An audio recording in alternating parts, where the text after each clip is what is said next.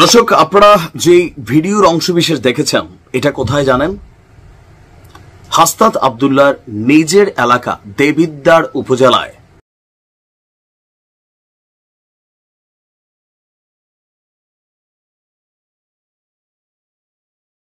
তাই আমরা এই দুর্নীতির এই চাঁদাবাজির দায়ভার আমরা নিতে চাচ্ছি না। তাই আজকে আমরা এই 15 জন যারা আছি তারা আমরা এই প্ল্যাটফর্ম থেকে অব্যাহতি নিচ্ছি। এখানে প্রায় 20 জন আমরা এখানে পদত্যাগ করছি।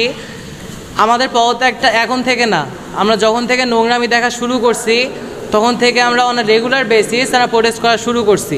দর্শক, নিজের এলাকায় সমন্বয়ক হাসনাত আব্দুল্লাহর বিরুদ্ধে স্লোগান দিয়েছেন সেখানকার সাধারণ জনগণ। কিন্তু কেন?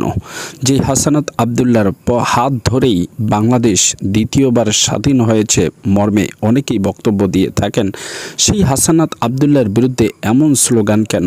কেনই বা এনসিপি থেকে মানুষ হঠাৎ করে নেতাকর্মীরা পদত্যাগ করতে চাইছেন কিংবা পদত্যাগ করছেন? কেন বা ছাত্র জনতার পাশে দাঁড়াতে চান সে সকল এনসিপির নেতাকর্মীরা? বিস্তারিত দেখুন আজকের ভিডিওতে।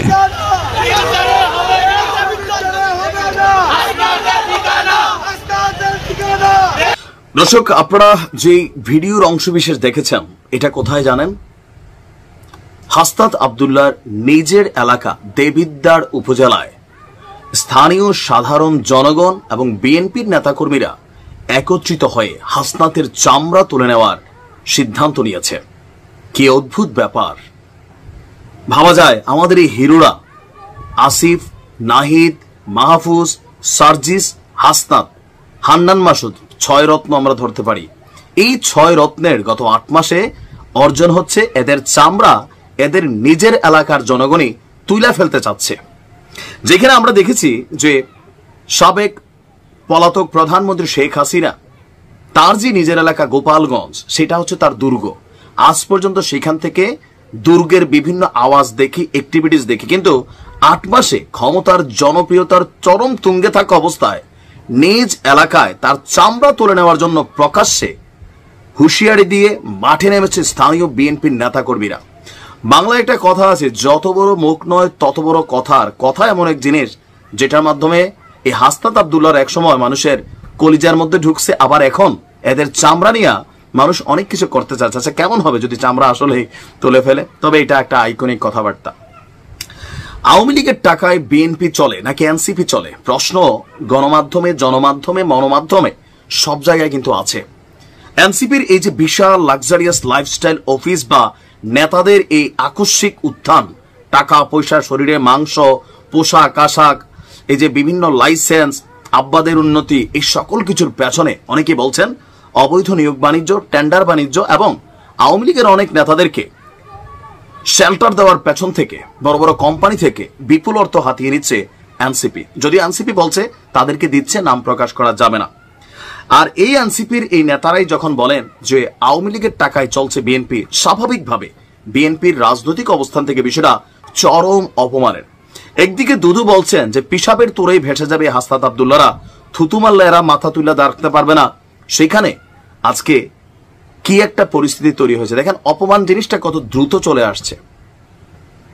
যে কোনো একজন মানুষের তার মূল পাওয়ার হচ্ছে তার নিজের এলাকার জনগণের ভালোবাসা, কিন্তু আজকে হাসনাত আব্দুল্লাহর দেবিদ্বারে তার বিরুদ্ধে তার এলাকার নেতাকর্মীরা, জনগণ যেভাবে রাজপথে নামছে, এরাও কি আবার আওয়ামী লীগের দোষর নাকি যারা এই বক্তব্য দিয়েছেন? এখানে আজকে লম্বা চূড়া বক্তব্য দিয়েছেন বিএনপির বেশ কয়েকজন নেতা। সেলিম ভুঁইয়ার নেতৃত্বে সম্ভবত বা ওনার অনুসারীরা লোকালি প্রতিবাদের ঝড় তুলেছে পুরো কুমিল্লা জুড়ে। এই হাসনাতকে অবাঞ্ছিত ঘোষণা করা হয়েছে, 48 ঘন্টা, কেউ 1 সপ্তাহ আলটিমেটাম দিয়েছে ক্ষমা চাইতে হবে এই ধরনের উল্টাপাল্টা বক্তব্যের জন্য যে আওয়ামী লীগের টাকায় বিএনপি চলে।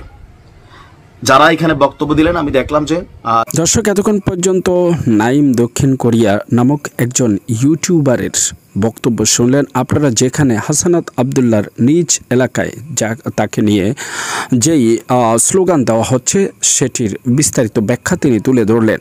আপনাদের মতামত জানাবেন কমেন্টস বক্সে।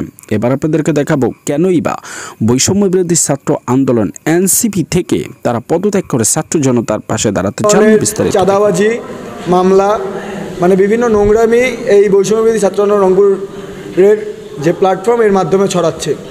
তো আমরা যেহেতু 2000 ছাত্রদের রক্তের উপর দাঁড়িয়ে এই সংগঠন দাঁড়ানো, সেহেতু আমরা চাই না এই সংগঠনকে কেউ প্রশ্নবিদ্ধ করুক। তাই আমরা এই দুর্নীতির, এই চাঁদাবাজির দায়ভার আমরা নিতে চাচ্ছি না। তাই আজকে আমরা এই 15 জন যারা আছি তারা আমরা এই প্ল্যাটফর্ম থেকে অব্যাহত নিচ্ছি। আমরা ছাত্র জনতার কাতারে আবার দাঁড়াচ্ছি।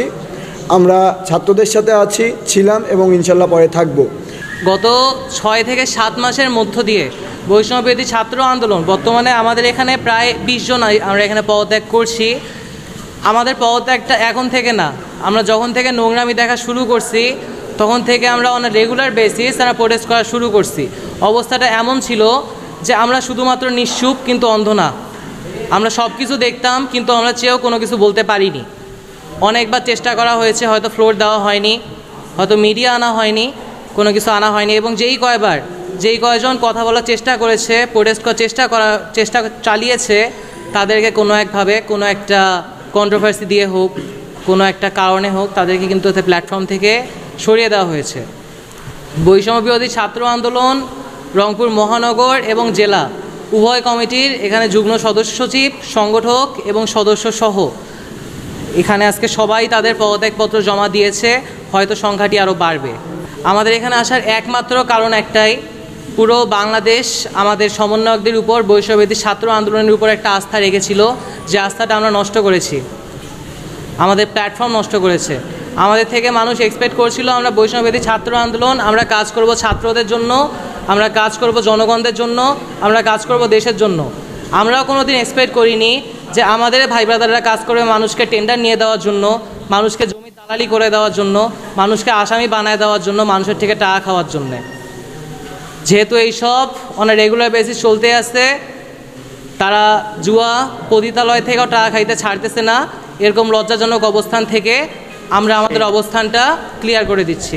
জুলাই আন্দোলন তো শুধু 158 জন করেনি, জেলা কমিটির যে 158 জন আছে তারা তো করেনি, করছে হচ্ছে সবাই করছে, 1000 ছাত্র জনতা সবাই করছে। এখন এই জেলা কমিটিতে যদি অনৈতিক কোনো কার্যক্রম হয় তাদেরও জানা উচিত, ছাত্র জনতারও জানা উচিত যে তারা কি করতেছে আসলে। যে পীরগাছার যেটা তদন্তর বিষয়ে, এটা হচ্ছে একজন আসছিল যে জেলা কমিটিতে নেই, তবুও তাকে দায়িত্ব দেওয়া হয়েছিল। জেলা কমিটিতে যারা আছে স্টেক হোল্ডার, যারা আহ্বায়ক, সদস্য সচিব, যে একটা পোস্ট, এরা হচ্ছে ধামাচাপা দেওয়ার জন্য ওরা প্ল্যান করছিল। ওইটা আমি একটু স্ক্রিনশট নিয়ে আমি